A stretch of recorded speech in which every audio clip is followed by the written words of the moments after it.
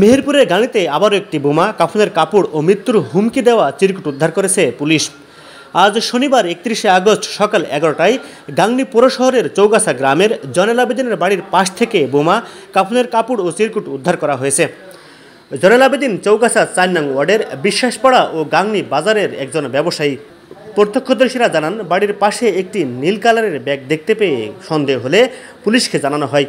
খবর পেয়ে গাংনী থানার এসআই জাহাঙ্গীর সঙ্গীয় ফোর্স নিয়ে ব্যাগের মধ্যে থেকে লাল টেপ দিয়ে মোড়ানো একটি বোমা, কাফনের কাপড় ও চিরকুট উদ্ধার করে। প্রত্যক্ষদর্শীরা আরও জানান, একের পর এক বোমা ও কাফনের কাপড় উদ্ধার হওয়াতে তারা আতঙ্কিত। গাংনী থানার ভারপ্রাপ্ত কর্মকর্তা ওসি তাজুল ইসলাম বলেন, বোমাটি উদ্ধার করে পানি ভর্তি বালতিতে রাখা হয়েছে। ভয়ভীতি দেখানোর জন্য কেউ এটা করতে পারে, তবে দুষ্কৃতিকারীদের শনাক্ত করার চেষ্টা চলছে। উল্লেখ্য, গত 27শে আগস্ট মঙ্গলবার রাতে একই ওয়ার্ডের জহিরুল ইসলাম মিঠুর বাড়িতে বোমা হামলা করা হয় এবং গতকাল শুক্রবার আনুমানিক রাত 11টার দিকে একটা বোমা ও কাফনের কাপড় উদ্ধার করে পুলিশ।